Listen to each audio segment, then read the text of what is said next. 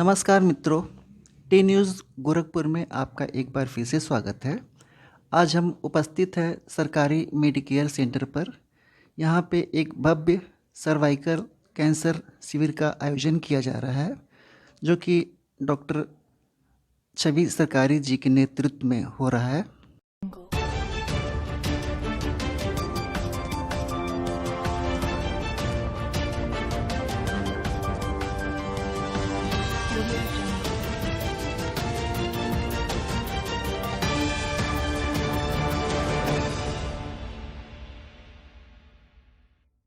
मित्रों, cervical cancer एक ऐसी बीमारी है जो कि स्त्रियों में होता है और इसमें अज्ञानतावश या फिर जागरूकता की कमी के कारण बहुत सारी मौतें होती हैं। तो आज हम जानेंगे कि इस बीमारी से हम कैसे बचेंगे और इसके क्या क्या लक्षण हैं। सारी डिटेल हमको बताएंगी डॉक्टर साहब। डॉक्टर साहब, पहले धन्यवाद। टी न्यूज़ का भी बहुत बहुत धन्यवाद। इस कैंप को और लोगों तक पहुंचाने के लिए आपका बहुत बड़ा सहयोग रहेगा। मैम, पहले तो ये बीमारी अभी सबको नहीं मालूम है, जागरूकता की कमी है। तो ये सर्वाइकल कैंसर होता क्या है, ये थोड़ा सा डिटेल में बताइए आप।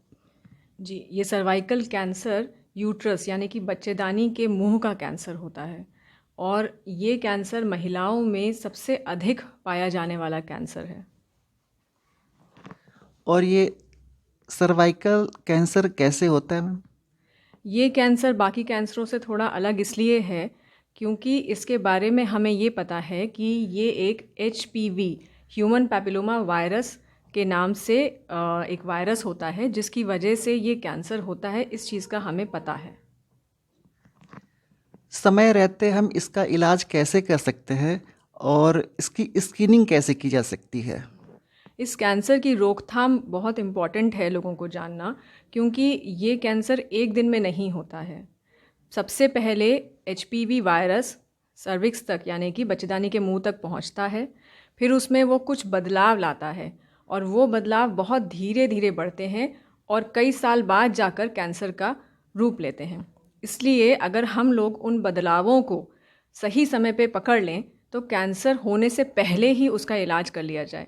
और इसीलिए इस कैंसर स्क्रीनिंग कैंप को ऑर्गेनाइज़ किया गया है, लगाया गया है, ताकि लोगों को ये जानकारी हो कि भाई कैंसर से पहले ही अगर उसका रोकथाम कर लिया जाए तो वो सबसे बेहतर है। इसकी रोकथाम कैसे करनी चाहिए? इसके 3 तरीके हैं। सबसे पहला, क्योंकि ये एक वायरस से होता है और आजकल तो जैसे कोरोना के चलते सब लोगों को पता है कि वायरस के खिलाफ हम लोग वैक्सीन्स बना सकते हैं। तो HPV के खिलाफ भी वैक्सीन्स बन चुकी हैं और विदेशों में इन वैक्सीन्स के इस्तेमाल से सर्वाइकल कैंसर का आंकड़ा बहुत कम हो गया है। मगर भारत में इसकी जागरूकता अभी भी बहुत कम है। अभी कई लोगों को ये पता ही नहीं है कि इसके खिलाफ वैक्सीन है। तो सबसे पहले तो वैक्सीन का इस्तेमाल करना है। जितनी भी बच्चियां हैं 9 साल की उम्र के ऊपर ये वैक्सीन्स लगाई जा सकती हैं और शादी के पहले अगर वैक्सीन लग जाए तो उसका असर ज़्यादा होता है। तो इसलिए समय रहते वैक्सीन, सबसे पहले चीज़ वैक्सीन।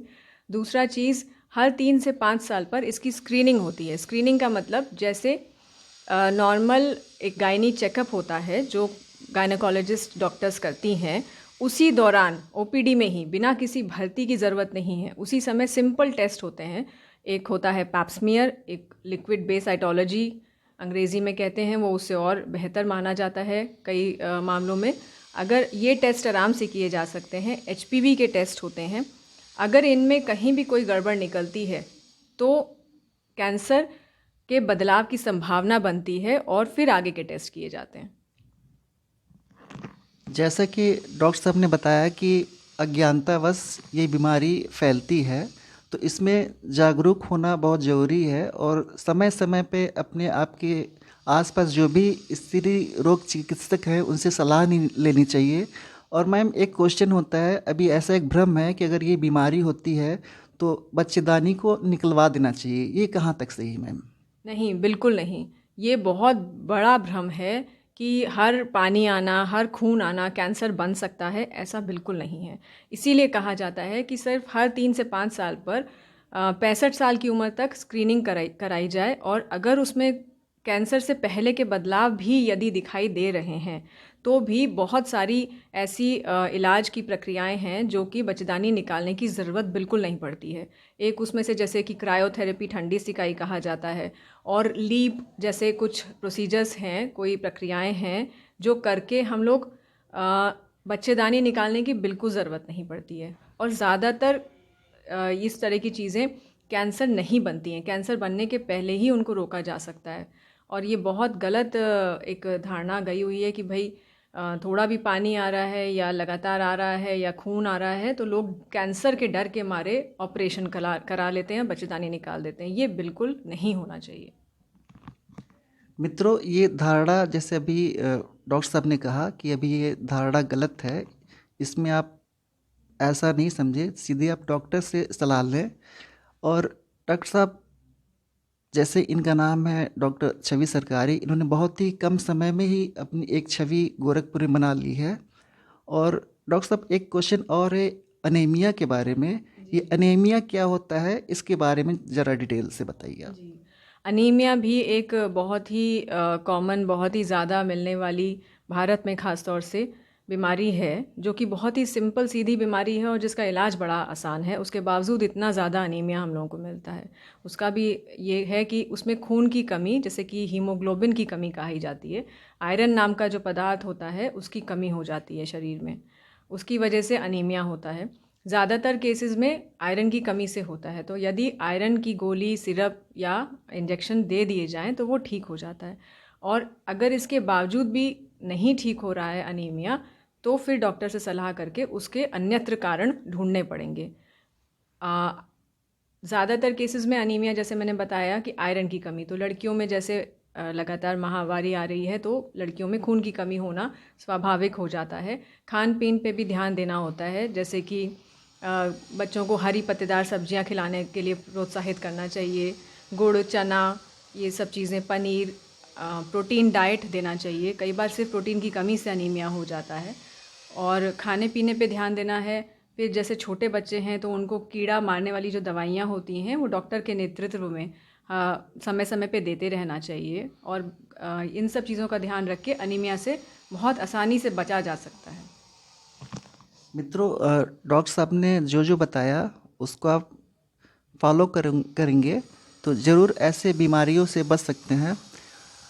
सरकार ने सर्वाइकल कैंसर को जड़ से मिटाने का मुहिम चलाया हुआ है और डॉक्टर साहब ने भी इस मुहिम को आगे बढ़ा रही हैं।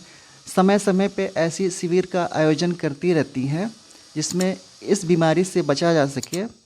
डॉक्टर साहब, बहुत बहुत धन्यवाद हमारे चैनल से बात करने के लिए। जी, और आपका चैनल भी बहुत ज़्यादा अच्छी न्यूज़ सब तक पहुंचा रहा है, इसके लिए आपका भी बहुत बहुत धन्यवाद। हम लोग आपकी चैनल लगातार देखते रहते हैं, हमारा स्टाफ भी देखते हैं। Thank you so much. Thank you ma'am, thank you.